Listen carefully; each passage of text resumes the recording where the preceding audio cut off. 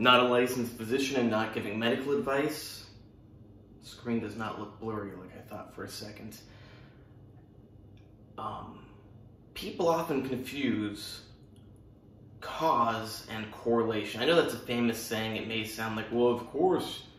But people really, they know that in theory. For example, every medical doctor knows that in theory.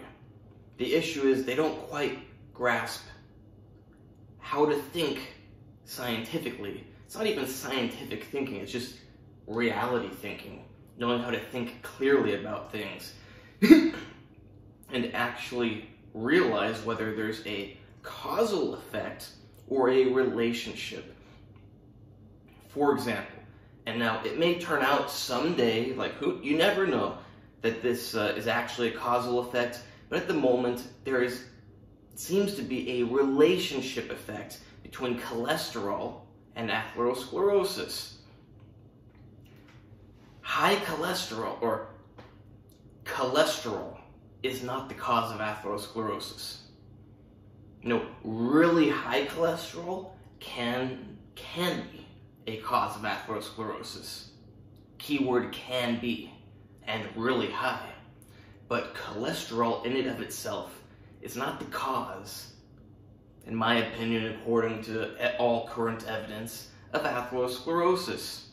You got people that don't have high cholesterol, they get atherosclerosis. You got people that have high cholesterol that don't get atherosclerosis. The modern evidence points towards there being a lot more stuff going on, and then stuff happens with it, and you end up with atherosclerosis. The point of this video is not to talk about how it's thought that happens, but that there's a relationship, not a causal relationship, between cholesterol and atherosclerosis. However, you have people that will say, well, if statins, which block the synthesis of cholesterol, help atherosclerosis, then it must be because of cholesterol that you get atherosclerosis. That's like saying, if you take the bullets out of a gun, then guns can't kill you, and that proves that the gun is what kills you. Which, it's a little different speaking about the gun, but the point is, it's a person with that gun that kills you. That gun by itself on the table is not going to magically kill you. Just because you take the bullet out of it, and now even if somebody picks it up, it won't kill you, does not mean that the cause of that whole sequence of events is the bullets in the gun.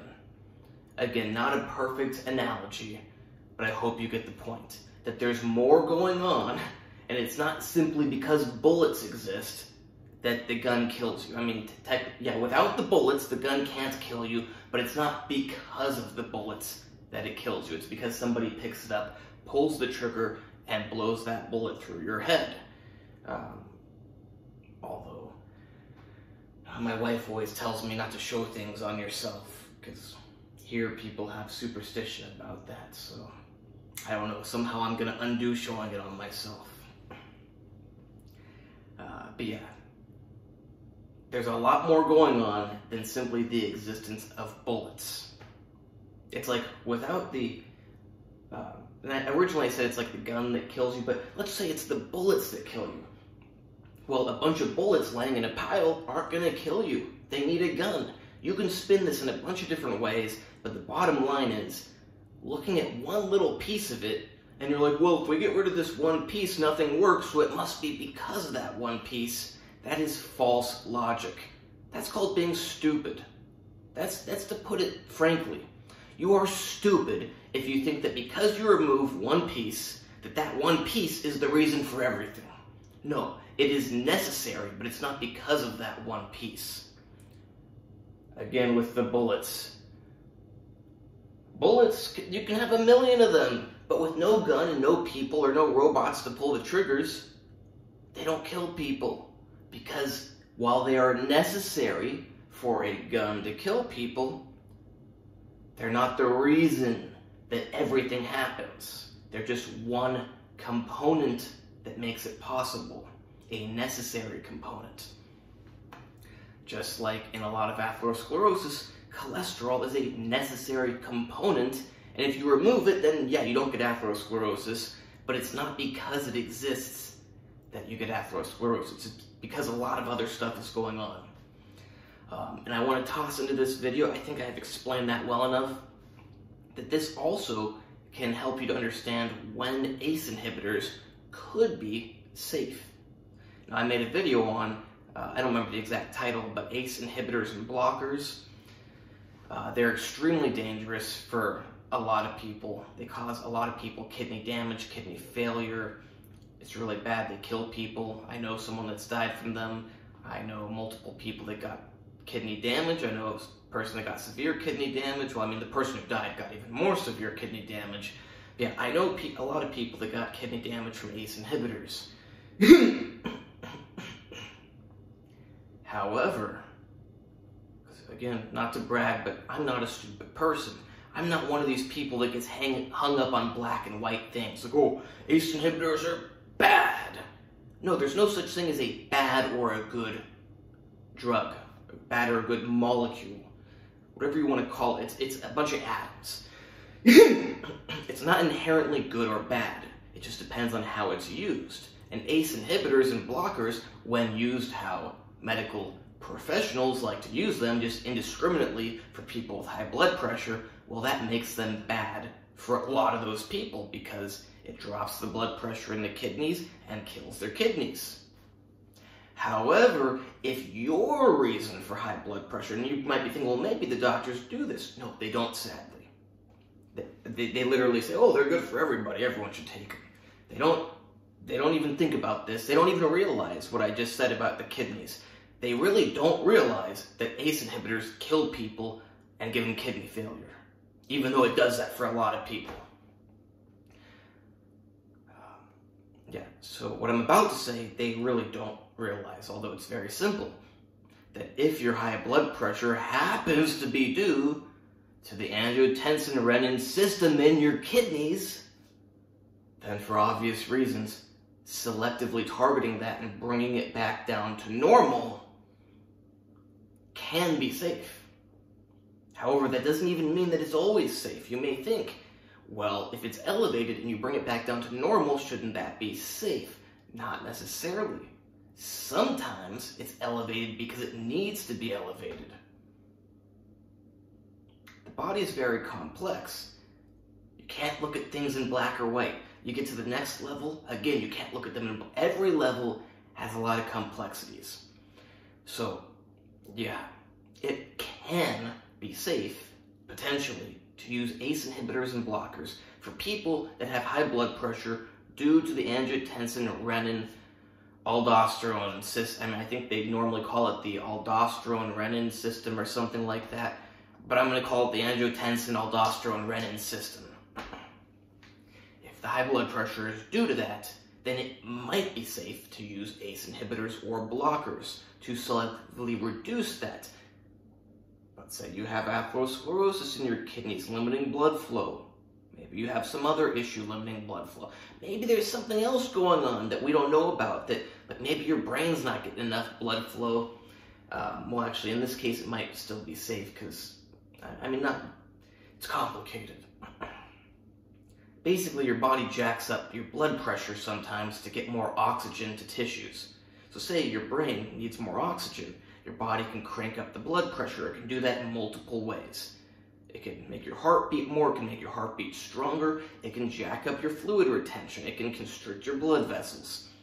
But one way or another, it wants good amount of oxygen getting to tissues. So yeah, things are complicated. And you may not want to lower your blood pressure. But it is possible that in certain circumstances, if there's nothing else going on, like say you're an otherwise healthy person, a good example would be a young healthy person who takes a lot of testosterone and jacks up their estrogen, which is going to jack up the aldosterone-renin system. Well, then selectively lowering that should, in theory, be safe. And it seems to be like there are bodybuilders who use these medications who seem to not be getting kidney damage. Now, I don't know enough of them to say for myself, so I won't say. Now, even on YouTube, there are people that talk about using these medications. I'd be curious to know their kidney function. But as I said, it would make sense that if you are otherwise healthy, you don't have a lack of blood flow to somewhere. Again, I gotta not let my wife's superstitions get to me, because I always show things on myself. I mean, how else are you gonna show it? Like, well, imagine there's a person, right? I guess I can have a whiteboard and I'll draw like a person and I'll point to the person instead of myself. Yeah, I need to lose weight. Bodybuilding competition. I haven't been able to see these on camera, and you still can't see it too well, but oftentimes in the mirror, I see my own shoulder striations. Even though I'm not low body fat, I can see my shoulder striations. But yeah, I need to lean down for the competition in like 7 weeks. I wanted to prepare sooner, but I got sick, and then had another health complication. But I'm gonna look good.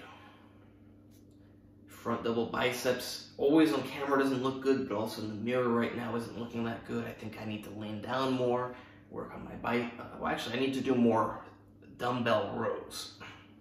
But to get back on the topic, to finish that up, yeah, if a young, healthy person with high injecting testosterone, has a lot of testosterone, a lot of estrogen, high activation of the renin, angiotensin, aldosterone molecules, then selectively blocking angiotensin converting enzyme 2 could be safe to bring things back to normal, because there's no actual biological need to crank up that system. It's just because you artificially injected a bunch of testosterone, cranked up your estrogen, and cranked up that system, even though it doesn't need to be cranked up. Not medical advice, but it might be safe in that situation. Yeah, I think you can understand the first part of the video. Always be very careful with assuming something is the causative agent just because removing it stops the problem. That does not mean it's a causative agent. That means it's a necessary part of a bigger chain of things. A bigger web, a bigger, whatever you want to say, but of a system. It's an essential part of a system. Hope you like this video. Please like, subscribe, and comment. Check out my other videos. You can hire me for coaching, consultations, plans, whatever, on health, on diet, on supplements, on special supplements, on training, on whatever.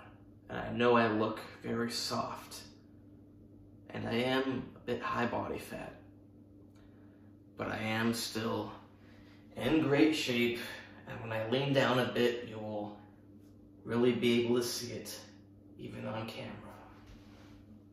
And I'm excited to see it in person for a bodybuilding competition. Now this is looking good. Chest, I still am not working out, really. I did some 135-pound bench press, because although I would love to force myself to get back up to doing 315 for like 5 reps, you know, it's more important that my chest heals and is healthy for my life rather than to get my chest pumped up for the competition. Always got to think about the bigger picture, not just the immediate short-term future.